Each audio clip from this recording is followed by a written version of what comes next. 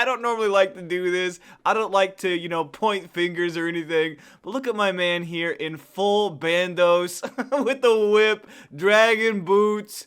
And my man is level 89. Tell me you used a credit card to get those items, sir. Shout out to all the freaks out there. We meet once again on this wonderful Wednesday morning. I did not expect to see you once again so soon, but here we are. We are meeting because Jagex has dropped a little bit of extra information on the project rebalancing that they talked about a little bit earlier. So in December last year, they announced, of course, during their game jam, a massive project rebalance. They did this similarly a couple of years back, so now they're kind of doing it a little bit further with other skilling related methods. So since this is a huge project, of course, we can look forward to several blogs on the topic. Starting off with agility today. Love it or hate it, it's one of the most impactful skills in old school. Offers a huge variety of shortcuts, but most of them are practically ass. If you ask me, that's just one man's opinion. But more importantly, they increase the speed at which your run energy regenerates. And I know that it's not a very negligible difference, especially in the later levels, but especially early on when you're first starting out, those early agility levels do make a huge difference. Despite this, it's not exactly a fun skill to train. That's damn true. I'm into that, brother. We think we can all relate to the feeling of dread as you level up and see how many laps there are until your next milestone. And like I just mentioned, many of these shortcuts aren't so useful. Our changes to agility are simple. We're tweaking the numbers to better position different activities and unlocks, while identifying prime candidates for shortcuts that make training the skill worthwhile. So they don't plan to significantly adjust the progression, just at how quickly we gain levels. Now, does that sound a little interesting? Unfortunately, it's not uncommon to unlock a new course. Check the wiki. That's RuneScape's biggest problem, IMHO. You don't know how anything works until you check the damn wiki. You go to the Wikipedia, God bless the people at the Wikipedia page, by the way, and then you see what's the best, most efficient thing to do, because that's what this game is. So they give you many proposed changes. More specifically, they want to change the Draenor rooftop course to be like the starting course. They're wanting to switch the Gnome course to be a level 10 requirement and Draenor being your starting requirement, which makes sense when you think about it, considering a new player, a new fresh account, probably doesn't know how the hell to get to the Gnome course. These changes will smooth out XP rates between courses, give rooftop courses steadier progression, which is great. We love it when we see those numbers go up. Don't we, dude? And reward those of you who've kept up with your achievement diaries. I think that's a good idea. I know it kind of changes the early meta, it changes the early game, which a lot of people get pissed off about, but listen, I mean, it makes sense. When is the last time you used the damn Gnome course, okay? Never. I mean, maybe, but, I mean, be honest with me. Be honest, okay? I'm asking you to be honest with me. This is a juicy one. You're going to get a little juicy on this one. They also want to add marks of grace to all regular courses. All of them. Wilderness, werewolf courses, ape atoll, that grace gets around. Dude, you can't freaking say that. Come on. Despite all the cool stuff, the Brimhaven Agility Arena is looking a little deserted. Yeah, go figure, because it sucks, dude. It freaking sucks. So they want to make the Agility Arena more suitable. So with players for 40 plus agility is kind of the range they're looking at, with some other drop-off points. So since you can't get marks of grace here, they want to make it a little bit better by polishing and reducing frustrations, changing the current ticket system, which, kind of punishes failure now and doesn't really feel great to interact with at all. I mean, it's a 20-year-old system. Of course it doesn't, bro. Encourage people to play on the same world to add a social element is interesting. So they did something similarly with forestry, of course. We all kind of saw how that turned out. I do like dedicated worlds for social aspects. I like trying to not force, but I do like kind of pushing players to interact with others. They're removing the achievement diary requirements for all of these different shortcuts. The wilderness ones are ones to note. The Lava Dragon Isle is a great one to escape. PKers, I wouldn't know.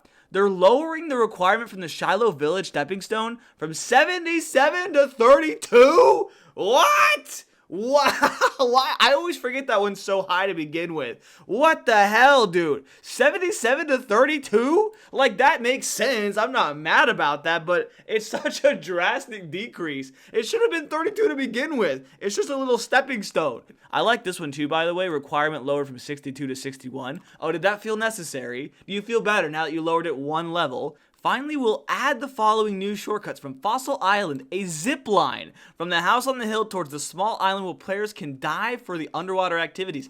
And then a water birth island shortcut, which will speed up access to the Dagannoth Kings, requiring 85 agility, which is huge. But that is a huge one right there. Imagine skipping the run down to the Dagannoth Kings. And next up, we have Thieving. This is definitely one. Don't get me wrong, I hate agility as much as the next guy, but it's at least doable in my opinion. I don't mind running the agility course because once you get to a high enough agility, you don't really fail all that often.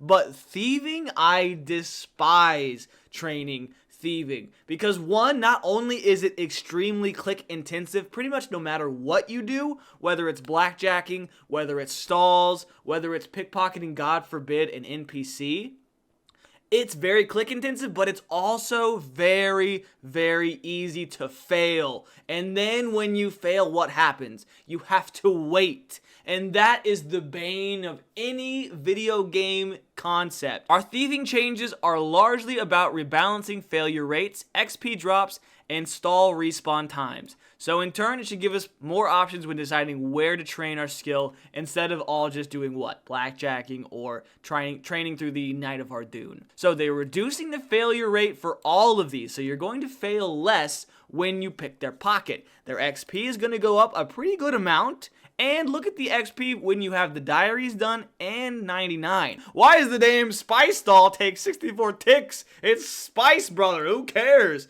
Now, this is something huge, though. They're adding certain new resources to certain stalls. Like, for example, the crossbow stall. They're adding a mithril crossbow?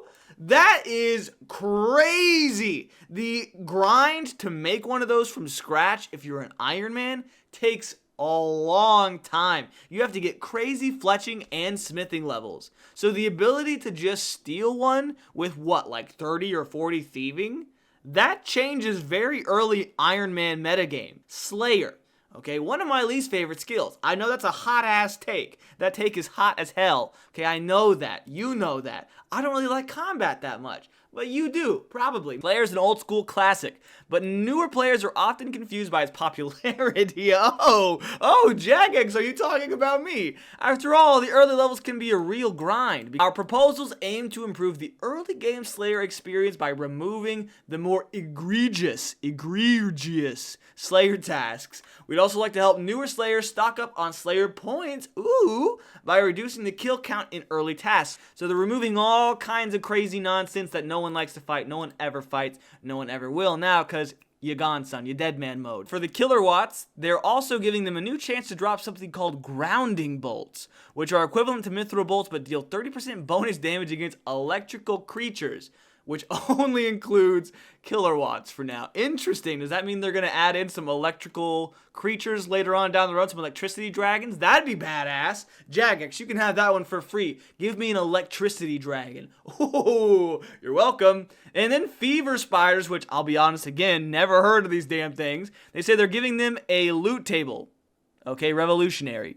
So they're not giving them anything new. They hope to have them drop something different, but they're not telling us what it is. And then cave bugs, which give us the new chance to drop something called the Bug Basher, a new degradable weapon. Really? A degradable weapon that breaks after 1,000 uses? What? What the frick, dude? A 3-tick attack rate and a minimum of 5 against bugs? So what other actually NPCs give us bugs? I guess spiders. Now we have one last skill to talk about today, and that is mining. To set expectations, they're not overhauling mining in the style of RuneScape's mining and smithing rework, which was a huge deal, but we are looking to bolster a few activities and make them more approachable. So they're not ruling out a wider rework down the line, like with smithing. Everyone wants smithing next. We did forestry, we did that for woodcutting, now everyone wants smithing to be redone. Starting off with Motherload Mine. Everyone knows it, everyone's done it, everyone loves it, or you kind of freaking want it to die.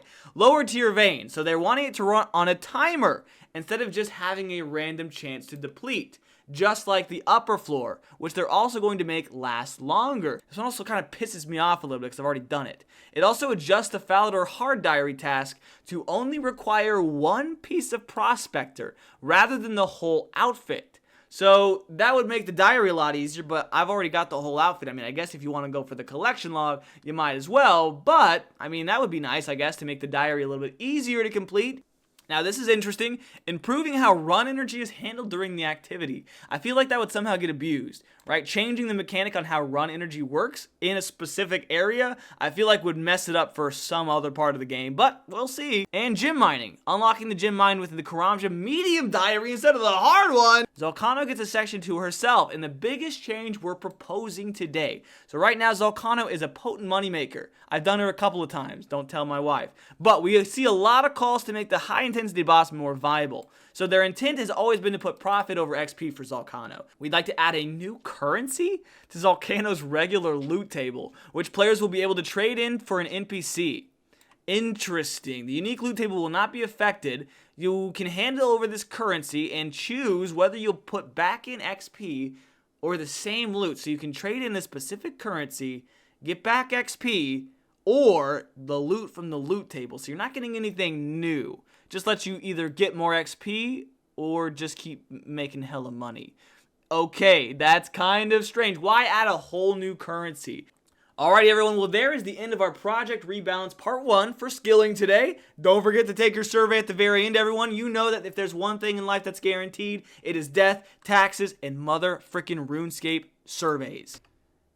What the? How the hell did he get behind me? You were in front of me just 5 seconds ago. Thank you so much for watching. I hope that you learned something today. What do you think about some of these project rebalancing that's going to be happening, potentially? I'm assuming they're going to pull some of it, but probably not. I think last time they did all of this with like the blowpipe and everything, they didn't really pull much of it. So they might just be shadow dropping this stuff into the game. Be prepared, ladies and gentlemen. Thank you so much, as always, for all of the support. I mean, I'd love to hear your thoughts. Leave a comment down below. I would love to read them. I try to reply to as many of this as I can. If it's hate, if it's great, I still try to reply to them no matter what. So, Project Rebalance, you for it, you against it. You know what? You can Project Rebalance these nuts.